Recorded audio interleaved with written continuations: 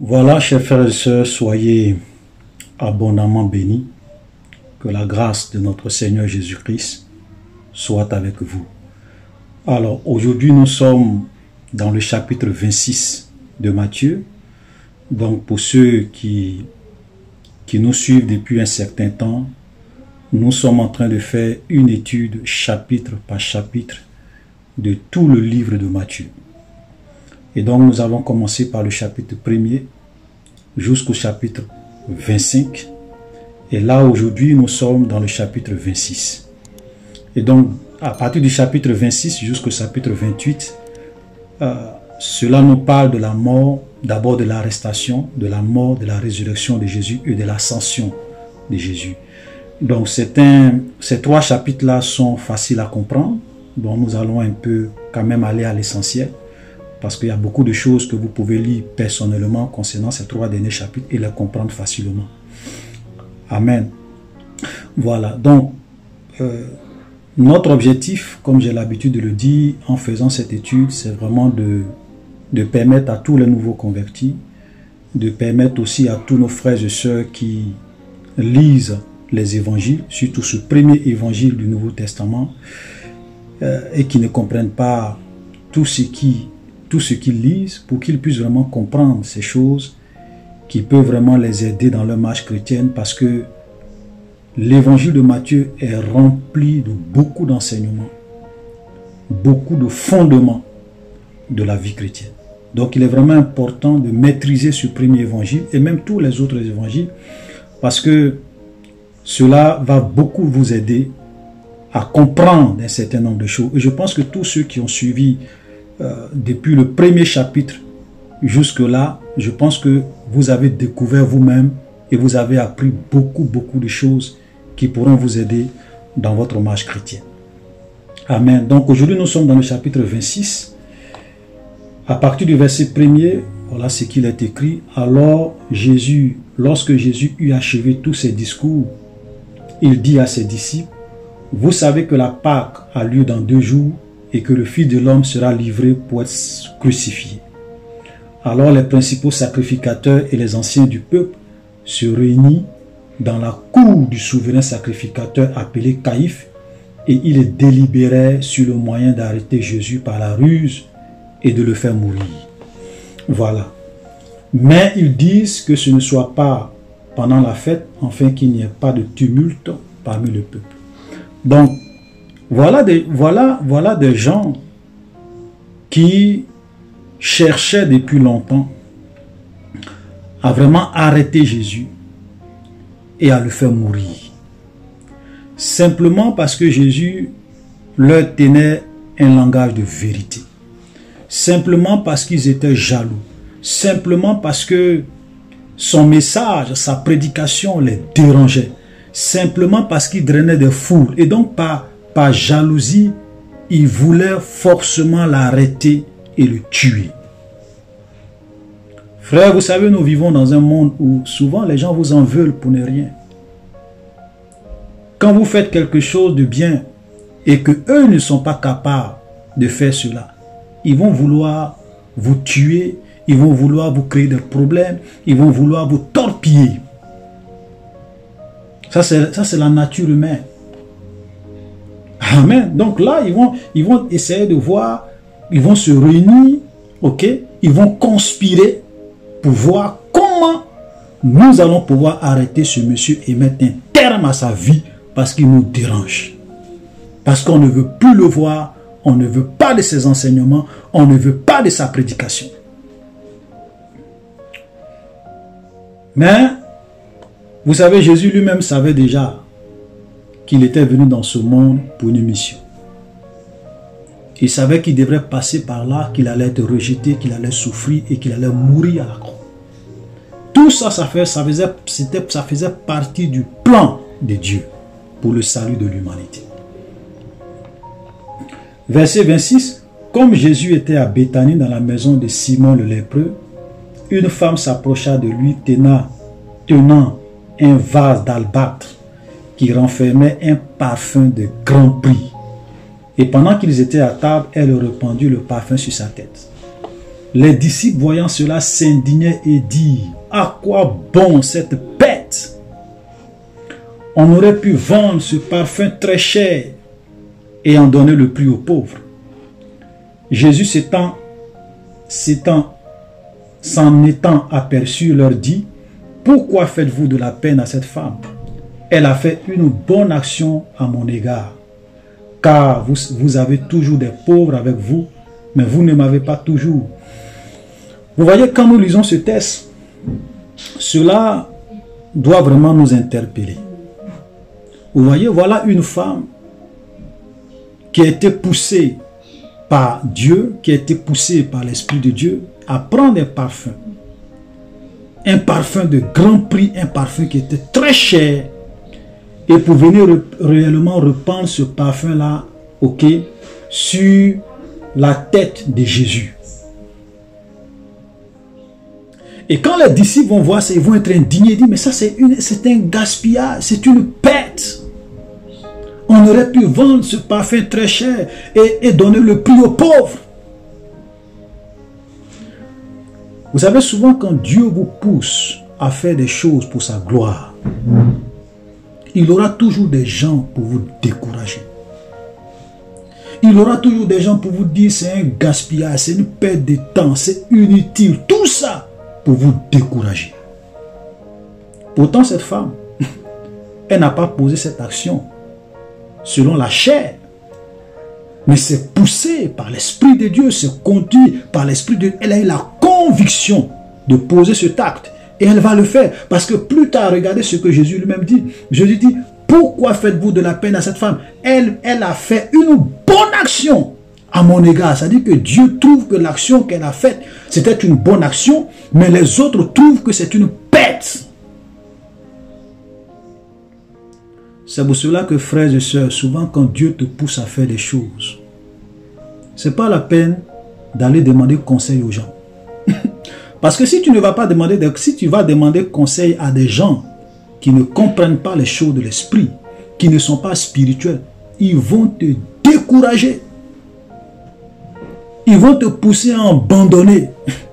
C'est-à-dire quand tu vas finir de les écouter, toi-même tu vas dire, bon, c'est pas la peine. Pourtant, c'était Dieu qui t'avait mis à cœur de poser cette action. Voilà. Souvent, tu peux avoir une veuve qui souffre, un frère qui souffre, une soeur qui souffre. Et Dieu peut te mettre à cœur d'aider ce frère, d'aider cette veuve, d'aider cette soeur qui souffre.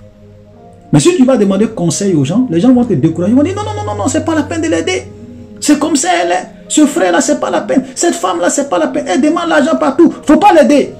Pourtant, c'est Dieu qui t'a mis à cœur de l'aider. C'est pour cela que la Bible dit que tout ce qui n'est pas le fruit d'une conviction est un péché. Quand Dieu te donne la conviction de faire quelque chose, fais-le. Voilà, n'écoute pas les gens. Parce que si tu passes ton temps à écouter les gens, il y a des gens qui sont des spécialistes pour décourager les gens. Voilà. Souvent, tu peux aller dans une église, tu vois vraiment les difficultés de l'homme de Dieu. Je parle des vrais hommes de Dieu. Je parle des véritables églises. Et souvent, je le dis, frères et sœurs, si vous allez donner votre argent à des faux prophètes, à des francs-maçons, à des agents du diable qui se font passer pour des pasteurs, je vais vous dire une chose, Dieu ne va jamais vous bénir. C'est pour cela qu'il y a des chrétiens qui donnent. Ils ne sont jamais bénis. Pourquoi? Parce qu'ils vont donner à des mystiques, à des faux pasteurs, à des faux prophètes qui les escroquent, qui les manipulent et ils pensent que Dieu va les bénir. Si tu vas donner ton argent à un ennemi de Dieu, Dieu ne va jamais te bénir. Parce que les mystiques, les francs-maçons, les faux prophètes, les agents du diable, des gens qui enseignent l'hérésie, le mensonge, qui ne prêchent pas la vérité, Dieu n'est pas d'accord avec eux. Et si tu vas leur donner ton argent, Dieu ne va jamais te bénir. Il faut que ça soit clair dans notre tête. Si tu vas donner l'argent à un ennemi de Dieu, il ne faut jamais penser que Dieu va te bénir. Mais si tu vas dans une véritable église, où tu vois que l'homme de Dieu est vraiment un véritable homme de Dieu, il marche dans la sainteté, il prêche la vérité. Il est humble. Il n'est pas arrogant. Il n'est pas cupide. Il n'est pas intéressé par l'argent. Et souvent, tu vois son besoin, tu vois ses problèmes, tu vois les difficultés, tu vois la misère, tu vois. Et que l'Esprit de Dieu te convainc dans ton cœur à donner pour soutenir ce ministère, pour soutenir ce serviteur de Dieu. Mon frère, ma soeur, n'hésite pas, fais-le. Et si tu le fais, Dieu va approuver cette action. Alléluia. Voilà, donc vous voyez, donc voilà une femme qui va venir répandre un parfum de grand prix sur la tête de Jésus, mais les gens vont le décourager, les disciples de Jésus vont le dire, mais ça c'est un gaspillage, c'est une pète. Jésus lui a dit non, elle vient de faire une bonne action à mon égard. Ok, regardez le verset 11, il dit, je vous le dis en vérité, partout où cette bonne nouvelle sera prêchée dans le monde entier, on racontera aussi en mémoire de cette femme ce qu'elle a fait. Donc cette femme, elle avait fait, c'était un acte vraiment très profond, parce que Jésus dit, en répandant au verset 12, en répandant le parfum sur mon corps, elle l'a fait pour ma sépulture. C'est comme si elle a embaumé mon corps, parce que bientôt je vais mourir. Alléluia. Verset 14, alors l'un des 12 appelé Judas alla vers les principaux sacrificateurs et dit, que voulez-vous me donner et je vous le livrerai. Et il lui payait 30 pièces d'argent. Depuis ce temps, il cherchait une occasion favorable pour livrer Jésus. Voilà. Voilà Judas, qui était l'un des disciples de Jésus. Ok? Qui était quelqu'un qui aimait l'argent. Parce que quand nous lisons d'autres passages, on voit que la Bible dit que souvent Judas même volait les dons, l'argent que les gens donnaient. Voilà, pour soutenir Jésus. Il volait. Ok? Et donc l'amour de l'argent, les gens, voilà, il va aller voir les sacrificateurs, va le pousser à aller voir les principaux sacrificateurs, parce qu'il savait que les principaux sacrificateurs cherchaient à tuer Jésus. Et il va leur dire, que voulez-vous me donner? Je vais vous le livrer. Et les gens vont lui donner 30 pièces d'argent. Ceux qui disent que Jésus était riche, ceux qui disent que les disciples de Jésus étaient prospères, ils étaient des milliardaires, ils avaient beaucoup d'argent. Je vais vous poser une question simple. Est-ce que quelqu'un qui est riche, est-ce que quelqu'un qui est prospère peut aller vendre son maître pour 30 pièces d'argent?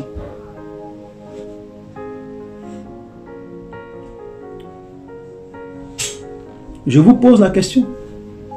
Est-ce que vous pensez en toute honnêteté qu'un disciple, si Jésus était prospère, si Jésus était un multimilliardaire, si ses disciples avaient...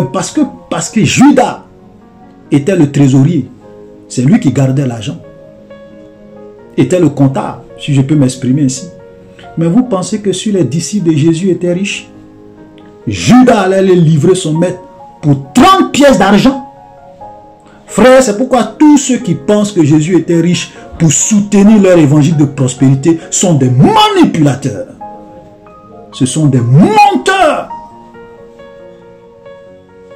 Jésus n'était pas riche. Jésus avait une vie simple. Ses disciples menaient une vie simple. Ce n'étaient pas des multimilliardaires. Regardez même quand Jésus rentre à Jérusalem. Il est obligé d'aller chercher un ânon et une ânesse pour se mettre là-dessus pour rentrer. Au temps de Jésus, les gens qui étaient riches, les rois, ils avaient des chars. Voilà, qui étaient comme leur voiture. C'est avec ça qu'ils se déplaçaient. Mais Jésus marchait. Voilà, frère. Donc, qu'on ne vous trompe pas. Je l'ai toujours dit. Je dis, frère, l'évangile de prospérité, c'est pas ça l'évangile. Voilà. Donc, tant que nous sommes dans ce monde, nous pouvons travailler pour accroître.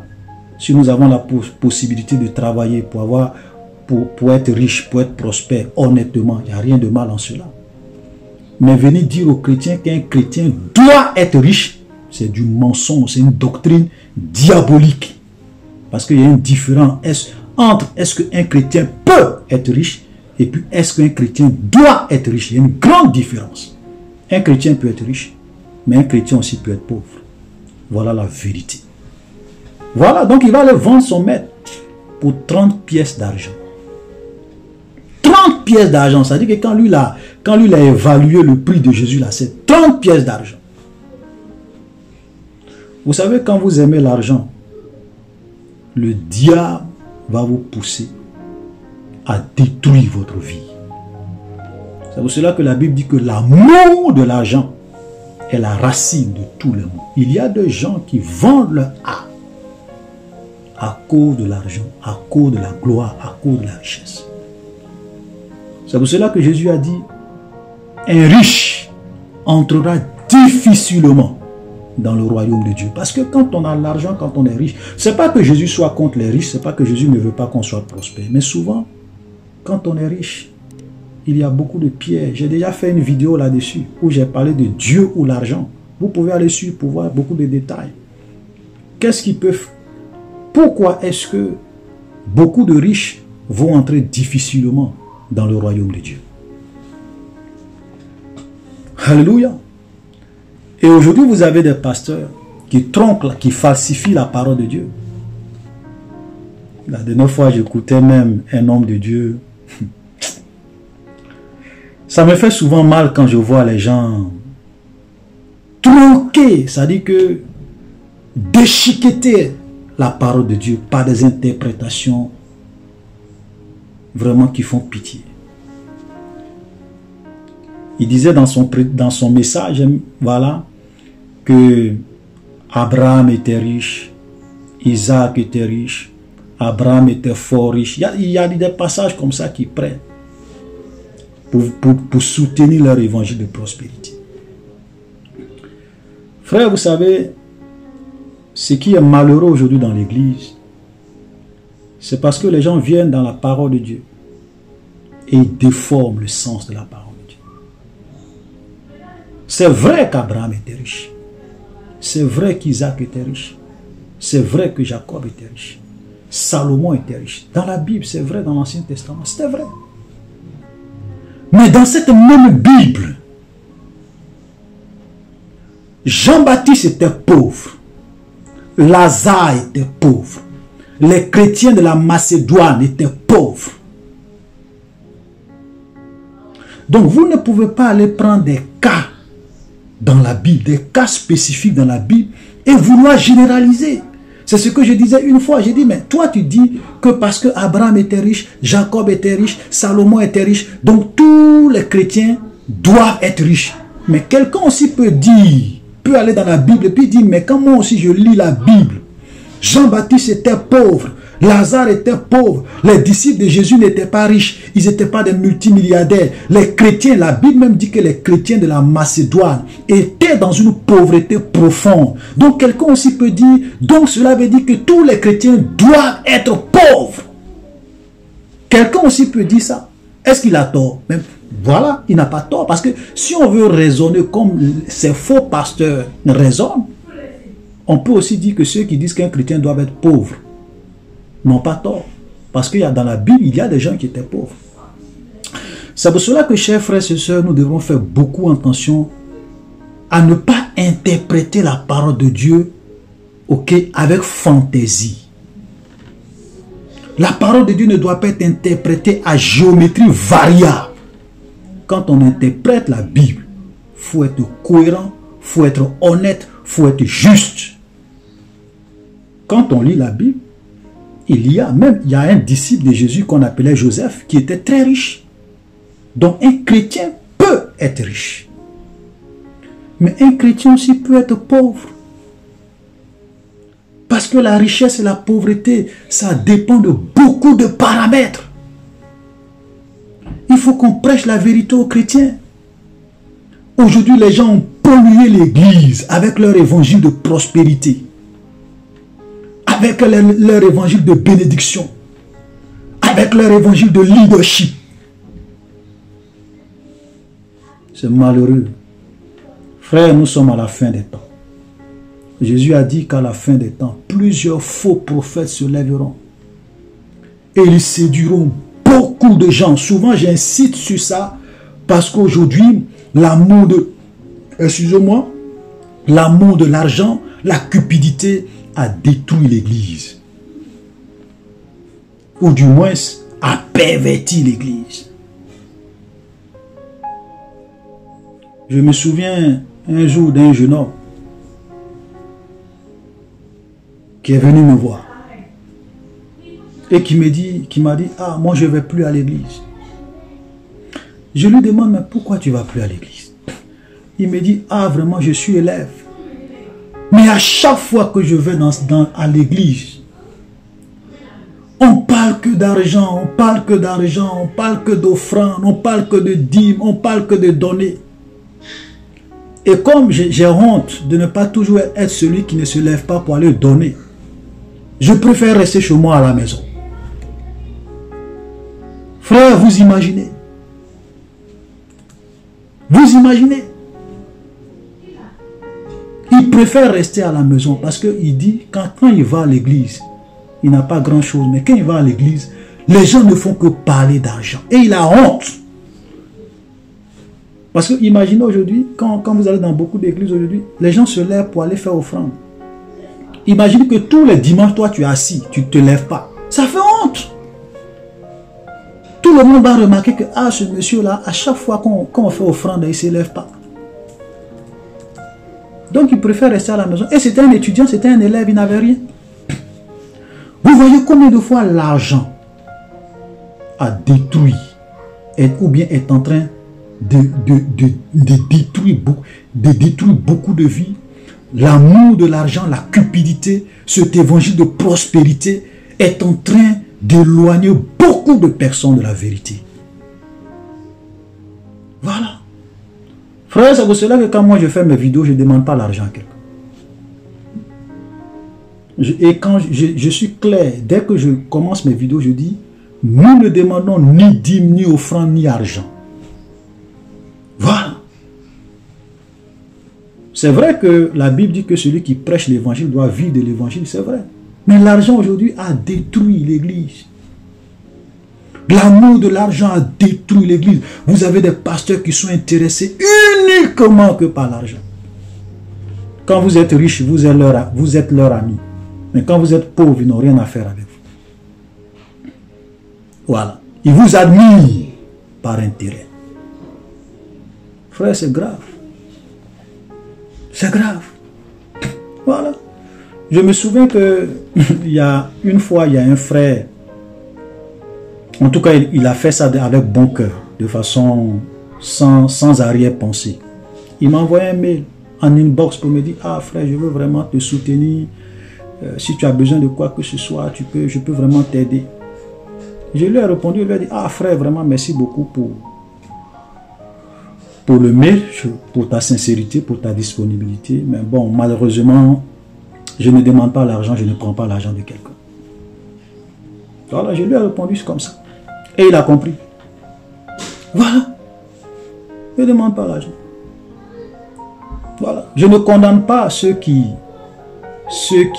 prennent des offrandes, qui prennent des dons et qui l'utilisent pour la gloire de Dieu, pour survenir à leurs besoins, mais aussi pour aider les veuves et les orphelins dans leur église. C'est biblique. Moi, je ne condamne pas cela. Mais beaucoup de soi-disant pasteurs aujourd'hui sont devenus des gens qui sont intéressés par l'argent.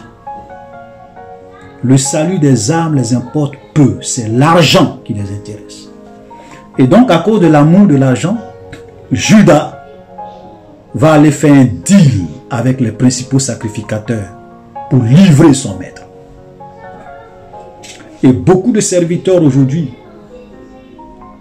ont préféré faire des deals avec le diable et livrer Jésus. En un mot, abandonner le véritable message de Jésus, le message de la sainteté, le message de la pureté, le message de la crainte de Dieu. Ils ont préféré suivre la voie de Baal, faire un deal avec le diable et abandonner la vérité. Voilà. Donc c'est ce que Judas va aller faire. Alléluia. C'est malheureux, mais c'est la vérité. Donc nous allons continuer. Verset 16, depuis ce moment, il cherchait une occasion favorable pour livrer Jésus. Le premier jour des pains sans levain, les disciples s'adressaient à Jésus pour lui dire, où veux-tu que nous te préparions le repas de la Pâque? Il répondit, allez à la ville chez un tel, et vous lui direz, le maître dit, mon temps est proche, je ferai chez toi la Pâque avec mes disciples. Les disciples firent ce que Jésus leur avait ordonné, ils préparèrent la Pâque. Le soir étant venu, il se mit à table avec les 12. Pendant qu'il mangeait, il dit, je vous le dis en vérité, l'un de vous me livrera. Il fut profondément attristé et chacun se mit à dire, est-ce moi, Seigneur? Donc, pendant qu'ils étaient à table, Jésus va dire, l'un de vous va me livrer. Vous voyez, et là, si Judas était quelqu'un qui de bien, si c'était quelqu'un qui pouvait comprendre les choses de Dieu, il pouvait se repentir là. Parce que tu allais faire un deal avec les pharisiens pour livrer Jésus. Mais pendant que tu es à table avec ce même Jésus, il dit que l'un de vous va me livrer. Toi-même, tu devrais savoir qu'il est au courant. Il sait le deal que tu allais faire avec les gens pour le tuer. Mais son cœur va être dur. Satan va le posséder. Le diable va l'endurcir.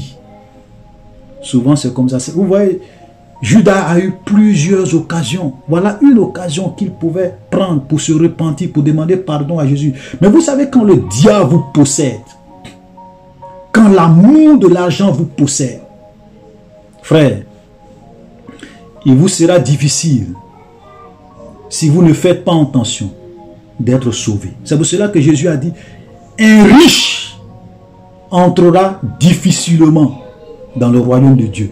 Vous voyez pourquoi un riche? Parce que l'amour de l'argent pousse les gens et va pousser beaucoup de personnes, ou bien va faire que beaucoup de personnes ne vont pas entrer dans le royaume de Dieu. C'est pour cela qu'on doit faire très attention à l'argent et à l'amour de l'argent. Alléluia. Donc, vous voyez, Jésus dit, l'un de vous va me livrer. Et ils vont être vraiment attristés. Alléluia. Il fut profondément attristé et chacun se mit à lui dire, est-ce moi, Seigneur? Et il répondit, celui qui a mis avec moi la main dans le plat, c'est celui qui me livrera. Le Fils de l'homme s'en va, selon ce qui est écrit de lui, mais malheur à l'homme par qui le Fils de l'homme sera livré. Mieux vaudrait pour cet homme qu'il ne fût pas né. Vous imaginez ça?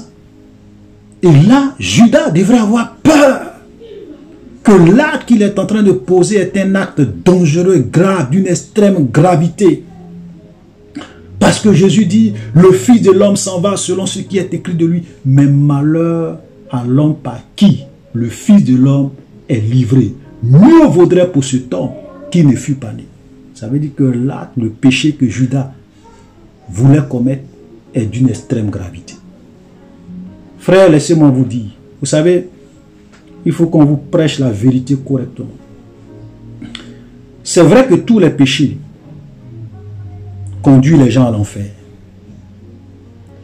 Mais laissez-moi vous dire que tout le monde n'aura pas les mêmes degrés de punition à l'enfer.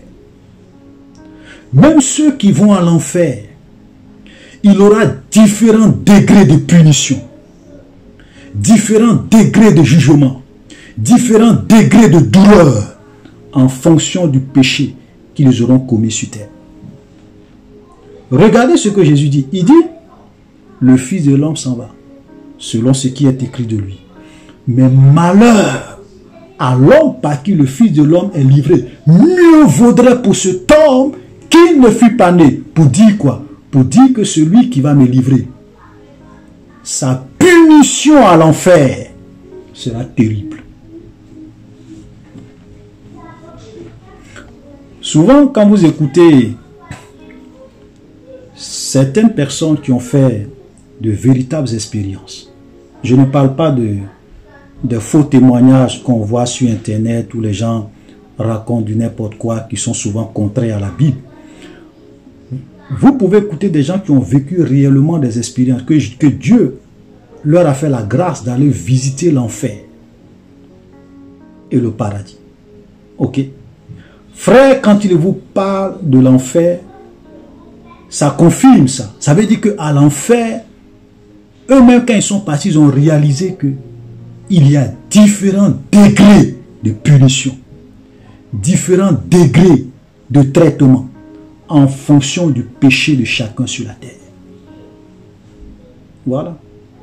Et même ça, c'est logique, parce que même quand on regarde la justice des hommes, quelqu'un qui a volé 10 000 francs, il a volé, on le met en prison. On le condamne, on le met en prison. Mais quelqu'un qui a tué une personne, ce n'est pas la même sentence. Les deux vont en prison, mais ce n'est pas la même sentence. Peut-être on va dire à l'autre 2 ans de prison ferme, ou bien 2 ans de prison avec sursis. Mais l'autre, on va le condamner à 20 ans de prison parce qu'il a tué quelqu'un. Et Dieu qui est plus juste que les hommes. Frère, laisse-moi te dire, et je le répète encore, il aura différents degrés de punition à l'enfer. Il aura différents degrés de punition dans les temps de feu, de soufre. Que personne ne vous trompe sur ça. De la même manière que ceux qui vont aller au ciel, il aura différents degrés de récompense, différents degrés de position. De cette même manière, ceux qui vont aussi à l'enfer, il aura différents degrés de punition.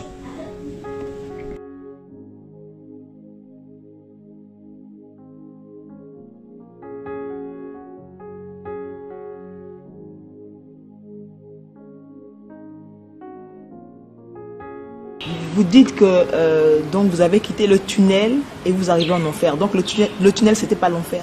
Le tunnel n'était pas l'enfer. C'était la voie qui mène à l'enfer. D'accord. Arrivé en enfer, j'ai vu une étendue de feu à perte de vue. Une étendue de feu, je dis à perte de vue. Et j'ai vu des feux de toutes sortes de couleurs. De toutes sortes de couleurs. C'est-à-dire le bruit des détonnements des feux. C'est-à-dire, mais c'est comme si de chez nous, ici en Centrafrique, même jusqu'en Europe, en Asie, en Chine, en Belgique, en Angleterre, tu peux écouter ce qui se passe ici en Centrafrique. C'était fort. C'est-à-dire, une fois vivre ce feu ou écouter ce feu, si tu n'es pas préparé, tu meurs. Les bruits étaient vraiment impossibles à tel point que, à l'oreille, humainement, tu ne peux pas écouter. Et je me suis dit que si je ne mangeais pas de ce fruit et que j'écoutais, rien qu'en écoutant ce feu, tu meurs. Tu meurs. Est-ce que c'est possible que ce qui se passe en France, les bruits de ce qui se passe en France, nous ici en Centrafrique, on écoute. On écoute. Ce qui se passe en Angleterre, nous ici en RCA, on écoute. C'est impossible. Et l'enfer, il y avait des feux bleus, des feux marrons, des feux violets, des feux multicolores, des détonnements de feu insupportables. Ça m'a fait peur. Ça m'a vraiment fait peur. Il y avait un feu, mais ce feu était en liquide. En liquide, feu en liquide pour la première fois. Et ce feu, même si tu prends des objets, un ciment même condensé, même un morceau de fer qu'un engin peut transporter et projeter dans cette eau en liquide, ce feu en liquide, cette eau réduit le fer en liquide. Ce feu réduit les fers qui sont durs en liquide, les fers qui pèsent des tonnes, ce feu les réduit en liquide. Un feu en liquide. Mais concernant l'homme, quand tu prends l'homme et que tu le projettes, l'homme rentre dans l'eau progressivement, ça ne brûle que le corps, mais ça ne brûle pas les os. Tu entres, tu cries, tu entres, tu cries, tu es brûlé, tu cries, tu entres, tu entres, le feu te brûle jusqu'au niveau de ta bouche, le feu brûle maintenant ta bouche, toi tu entres, ça te réduit en squelette. Et puis tu ressors encore au-dessus, le feu te rebrûle encore à zéro. Tu entres, le feu te brûle, c'est le feu en liquide, ça te brûle, ça te brûle, ça te brûle. Une fois que le squelette remonte à la surface, oui, et avant de redescendre encore dans l'eau, c'est le squelette seulement ou il y a la chair qui revient? Merci. Quand une fois que tu as été brûlé et quand tu ressors sur la surface de l'eau, la chair reprend encore, recouvre encore le squelette. Et le feu rebrûle encore la chair. Et il ne reste que les squelettes réapparaissent encore sur l'eau, la chair encore en couvre, et puis le feu rebrûle encore, et puis continuellement c'est ça, et c'est ça ta vie, et puis c'est fait pour toute éternité, c'est fini. Il n'y a pas de repos. Donc c'est ce qui attend ceux qui vont en enfer. Si c'est ce qui attend ceux qui vont en enfer, ceux qui n'ont pas accepté Jésus-Christ, ceux qui les athées. J'ai vu ce feu, en tout cas c'était vraiment... c'était pas vraiment beau à voir ni bon à écouter. Ça fait vraiment peur. J'étais vraiment préparé en mangeant de ce fruit. Je suis convaincu que c'est ce fruit que j'avais mangé qui m'a vraiment aidé à résister au détournement de ces feux. Ces feux de diverses couleurs. Alors du côté droit, j'ai entendu le cri des bébés. Des bébés pleuraient. Les bébés pleuraient. J'ai écouté les bébés pleurer. J'ai dit au Seigneur, est-ce qu'ici il y a aussi des bébés? Il m'a dit, allons-y les voir.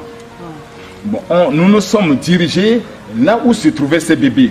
Arrivé là-bas, j'ai vu des bébés de cette grosseur. Des bébés de cette grosseur. Des bébés de cette grosseur, peut-être comme la jambe, le pied, ainsi de suite.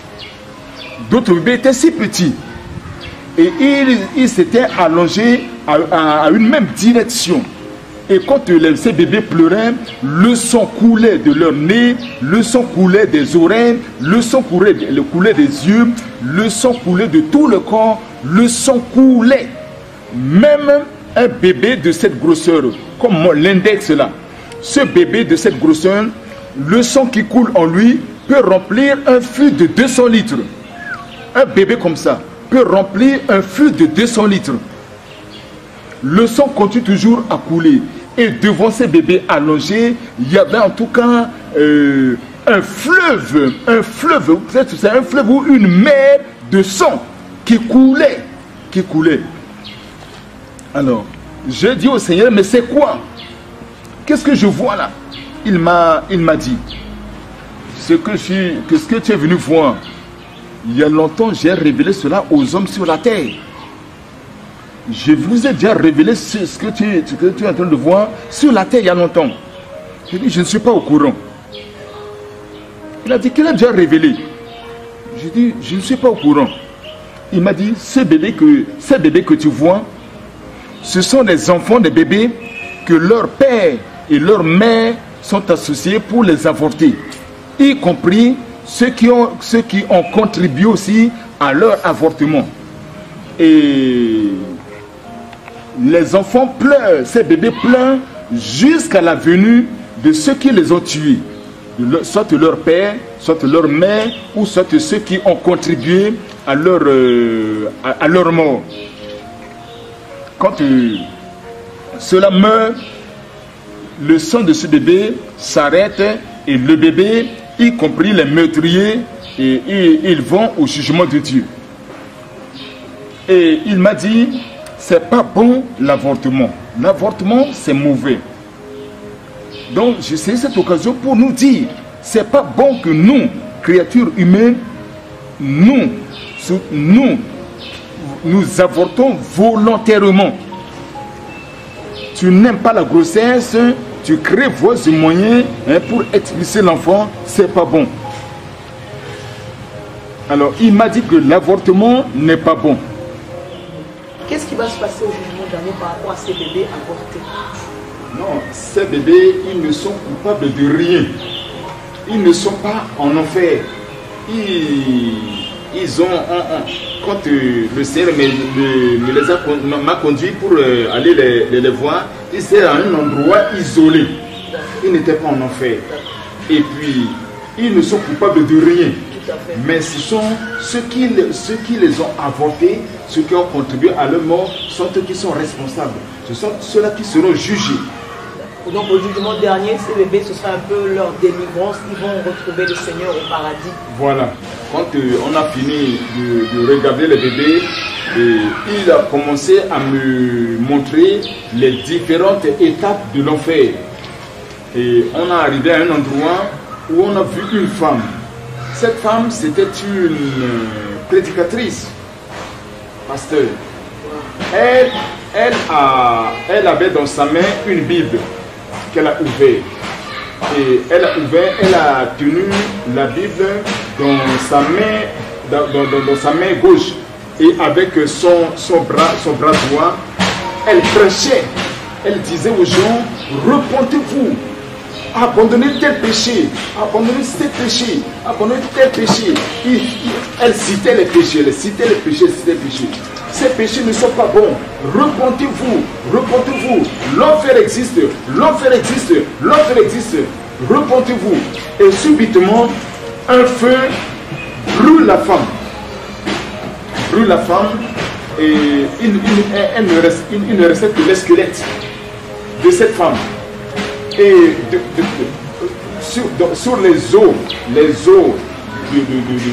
de sa poitrine, j'ai vu un feu rouge qui clignotait. Un feu rouge qui clignotait. Et je me suis dit, Seigneur, cette femme, elle a bien prêché.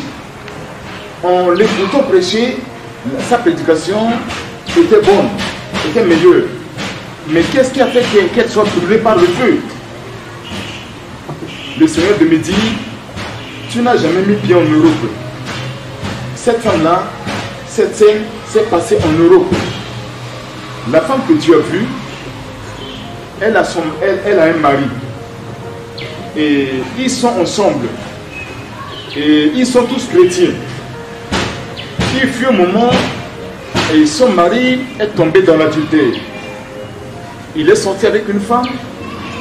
Et à fin de compte, l'information, l'écho de l'adultère est sorti. La femme l'a écouté. Elle écoutait et elle s'est mise en colère.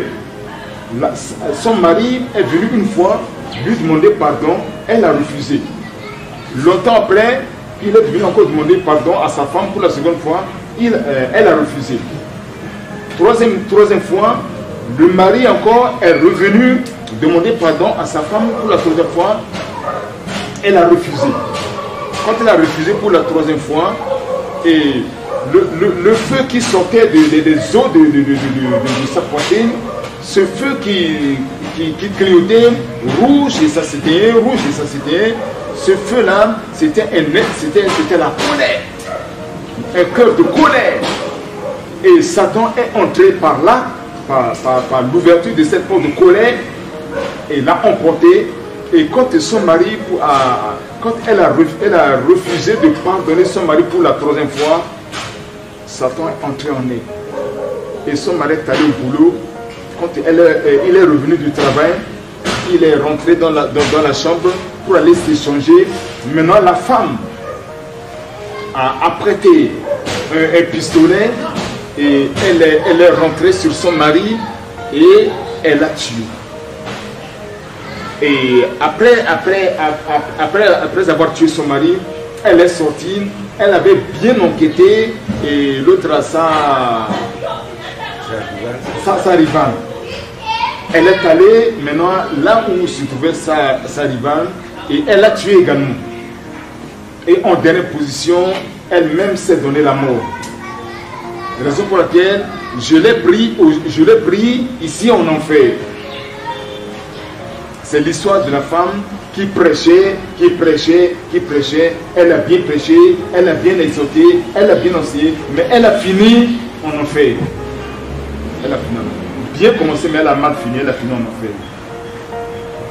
Et une fois qu'elle devenait squelette, sa chair repoussait encore le squelette, le feu brûlait encore. une fois que le feu brûlait, elle ne restait que le squelette, la chair encore en recouvrait, le feu brûlait et c'était continuellement comme ça et c'était ça sa vie. D'éternité en éternité, c'était sa vie. Le Seigneur vous a montré son mari? Non, il ne m'a pas montré son mari. En tout cas, elle a souffert et c'était continuel. C'était continuel. Il n'y avait pas de repos pour elle. Et le Seigneur m'a enseigné 4 leçons concernant cette femme. Le Seigneur m'a dit, c'est pas bon de vivre dans la jalousie. La jalousie n'est pas bonne. En deuxième position, nous ne devons pas refuser de pardonner. Il faut toujours pardonner. Elle a refusé de pardonner le pardon de son mari. Et en troisième position, nous n'avons pas droit à commettre l'adultère. Et pour finir, nous n'avons pas le droit de tuer. Ne tuez pas. Le Seigneur m'a donné ces 4 leçons. Il faut éviter, dire au monde, à ceux qui m'écouteront, il faut éviter la jalousie, il faut éviter la jalousie, il faut toujours pardonner, ne pas refuser le pardon, accepter le pardon, il ne faut pas commettre l'adultère et ne pas tuer. L'histoire de cette femme est finie. On a progressé dans de différentes étapes de l'affaire, on continue. On est arrivé à un endroit où on a vu un homme qui fumait.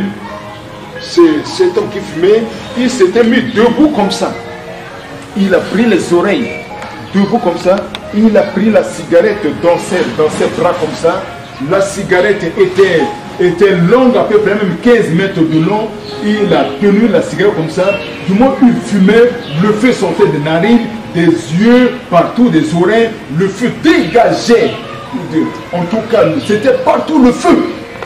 Et il fumait, il tremblait, il criait, il pleurait, il pleurait, il pleurait. Quand le feu l'a brûlé, il est devenu squelette. Après, la chair a repris encore les os, le feu a rebrûlé, il est devenu squelette, la chair encore a repris, et c'était ça sa vie. Le Seigneur de me dit, je n'ai pas dit dans la Bible que notre corps est le temple du Saint-Esprit. Si quelqu'un détruit mon corps, le temple du Saint-Esprit, Dieu le détruira. N'ai-je pas dit?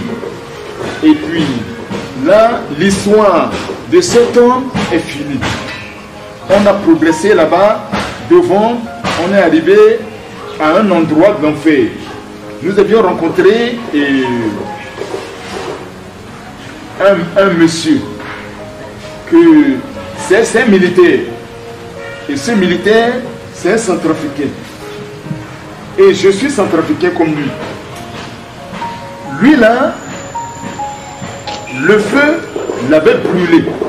Je l'ai vu, le ciel me l'a montré, de sa main droite, de sa main gauche, coulait du sang. Et de sa main droite, il avait tenu une arme. Une kalachnikov. Et quand il s'était mis debout, l'homme était debout comme ça. L'arme était de l'autre côté, le sang coulait, le feu l'a brûlé. Et de la tête au plan de pied, contre lui, il s'était décomposé. C'est-à-dire, c'est comme si tu prépares une chair. Tu prépares la chair, la viande, longtemps. C'est-à-dire, sa chair s'était donc dégagée des os. Sa chair descendait tranquillement. Les os étaient debout, le squelette debout, mais c'est la chair qui se dégageait des os jusqu'à constituer un tas par terre. Et l'odeur de son corps dégageait. Le corps fondu par terre se dégageait une odeur âcre. Et à fin de compte, la chair recouvrait encore les os et le feu brûlait encore. La chair recouvrait, le feu brûlait au fur et à mesure. C'était ça continuellement. En tout cas, il a souffert. J'ai demandé au Seigneur, qui est cet homme? Il me l'a dit. Il m'a répondu, ne connais-tu pas cet homme? J'ai dit, je ne le connais pas. Je ne le connais pas. Il m'a dit, mais nous sommes arrivés chez vous en Centrafrique. On est actuellement chez vous en Centrafrique. Comment me dire que tu ne connais pas cet homme-là? Je ne le connais pas. Il m'a posé la question suivante. Lors d'une mutinerie dans votre pays, n'avais-tu pas entendu parler d'un militaire du nom j'ai dit si. J'avais écouté parler, mais de mes propres yeux, je ne l'avais pas vu. Alors, il m'a dit, le voici. En tout cas, cet homme, il a souffert. Son corps se fond par terre avec une odeur âcre. Sa chair recouvre le squelette, le feu brûle, ça recouvre le squelette, le feu brûle. En tout cas, il souffre continuellement. Le Seigneur m'a parlé de cet homme. Il m'a dit, cet homme, lors d'une mutinerie dans votre pays, il a fait beaucoup de choses de mal. Il a tué, il a versé le sang, il a volé, il a braqué. Il prend des choses par force. Il a volé, il a tué, il a fait beaucoup de mal. Et il m'a dit en conclusion, la rébellion n'est pas bonne. Ce monsieur, c'était rebelle. La rébellion n'est pas bonne. C'est pas bon de vivre dans la rébellion, de pratiquer la rébellion, de voler, de tuer, de braquer, de faire n'importe quoi. C'est pas bon. Et cet homme a vécu dans ces choses et il est mort dedans, raison pour laquelle je l'ai pris ici en enfer. Et il souffrait vraiment atrocement.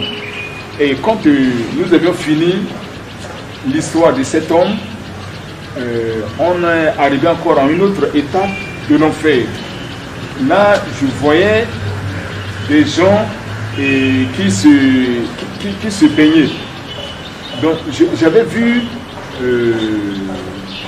une étendue de baignoire avec des hommes et des femmes. Et je les ai vus assis dans l'eau.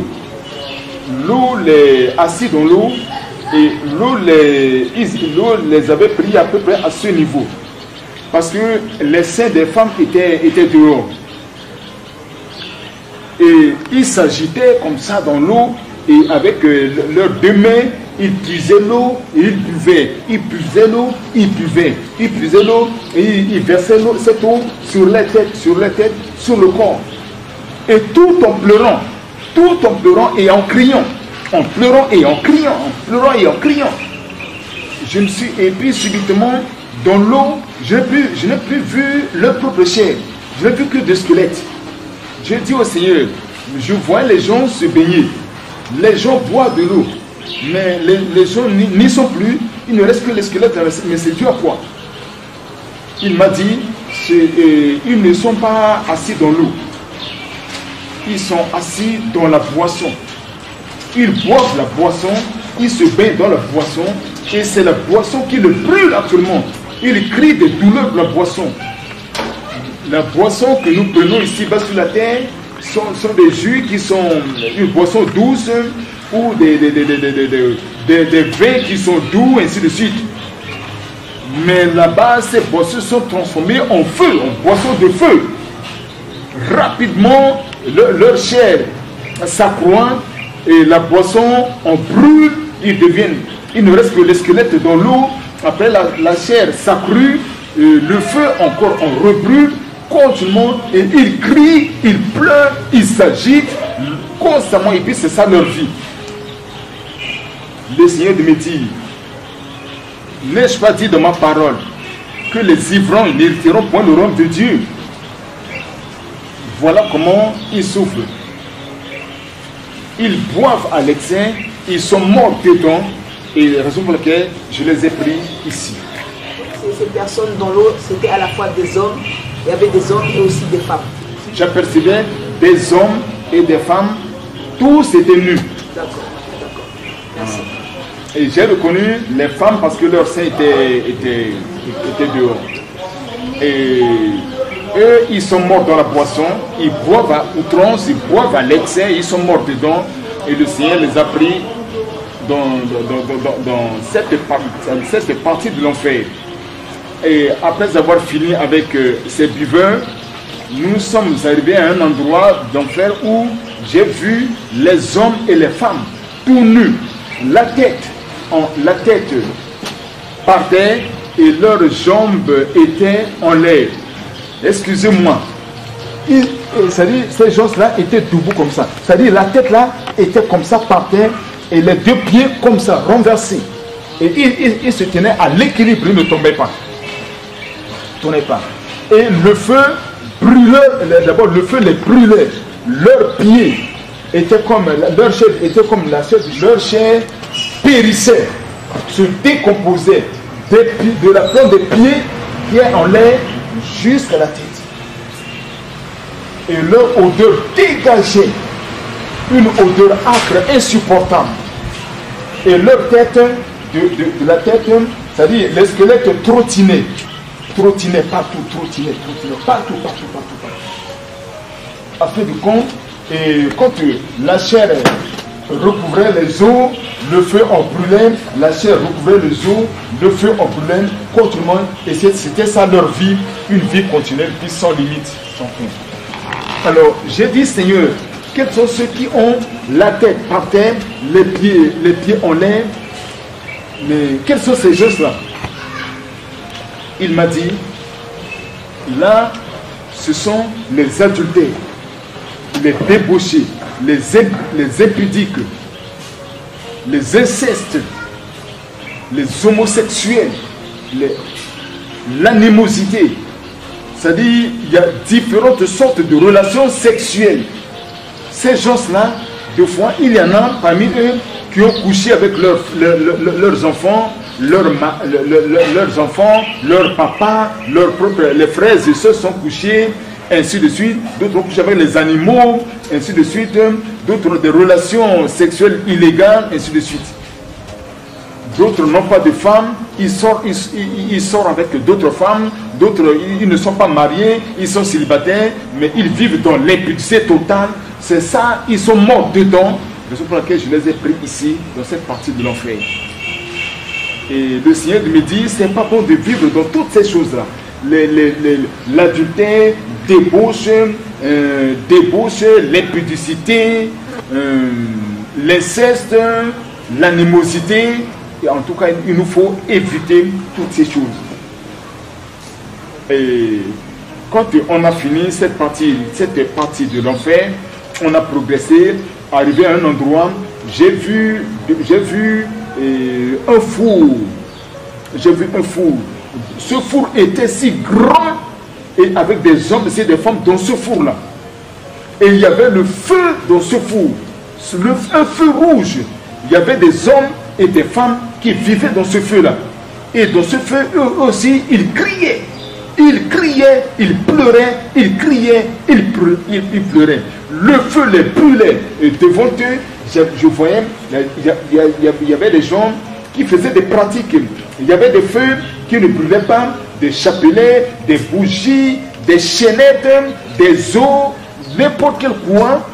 Ils faisaient des pratiques que je ne pouvais pas, en tout cas, tout en décrire. Dans ce feu-là, avec des cris et avec des pleurs.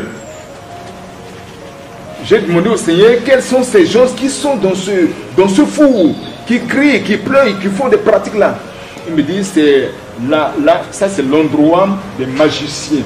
Des magiciens, des sorciers, des praticiens, ceux qui font des pratiques occultes, les magiciens, des pratiques occultes de magie.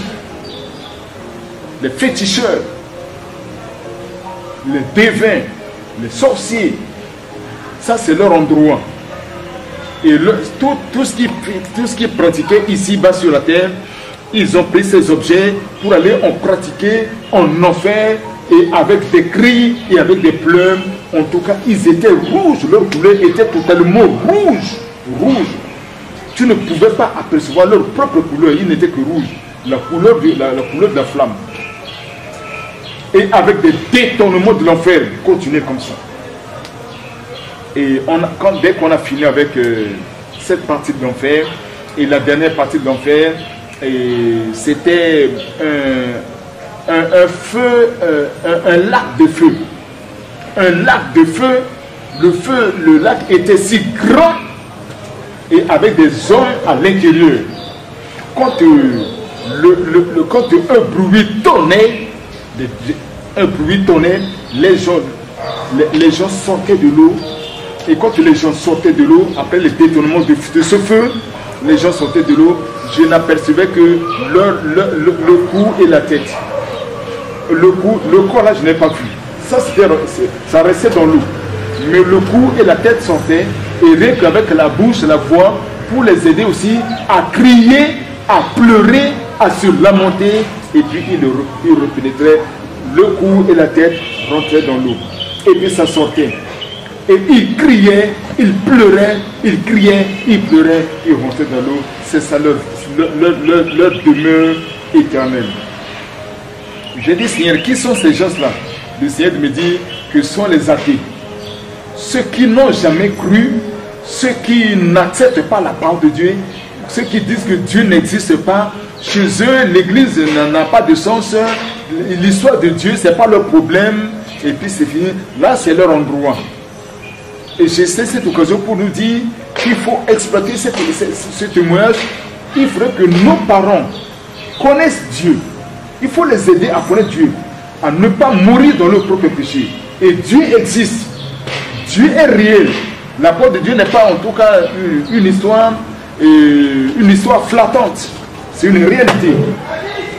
Et quand nous avons fini avec l'enfer, avec la dernière partie, que s'est-il passé? Excusez-moi, vous avez parlé des athées donc, qui sont en enfer. Ce sont donc des personnes qui ont quand même écouté la parole, mais qui ont rejeté Jésus-Christ. Ceux qui ont rejeté, qui ont eu l'occasion d'écouter. Merci. Après que nous avions fini avec l'endroit des athées, il m'a dit, retournons. Et en retournant, on n'est plus retourné par le chemin du tunnel. On a pris notre chemin. Mais en allant, l'enfer avec son bruit, ses détournements, ça continuait. Ça continuait. L'enfer que j'ai vécu, c'est-à-dire si tu vis l'enfer, on ne veut pas te dire abandonne ce péché, abandonne ça, ne fais pas ceci. On ne te dira pas. Ce que tu as vu de tes propres yeux, c'est la gravité de l'enfer que tu as vécu, va te pousser à te repentir, à changer de vie, à changer de décision. Le pasteur ne pourra pas t'exhorter. Ce que toi-même tu as vécu, c'est ça qui va te changer. C'est vraiment horrible. Le Seigneur m'a dit, repartons. On est reparti. Donc ceux qui sont en enfer actuellement, c'est la souffrance est telle que ils se repentent. C'est ce que vous êtes en train de dire, mais c'est trop tard. J'ai pas bien compris le message. Ouais. Ceux qui sont en enfer, il n'y a plus l'occasion de repentance. C'est fini. Ils ont une peine qui est éternelle. Éternelle. Il n'y a plus de solution pour eux. Mais par contre, ils le regrettent. Ils le regrettent. Leur sort, s'ils avaient accepté la parole de Dieu, s'ils s'étaient repentis, s'ils s'étaient convertis, s'ils avaient donné leur cœur à Jésus, ils regrettent, mais c'est trop tard pour eux.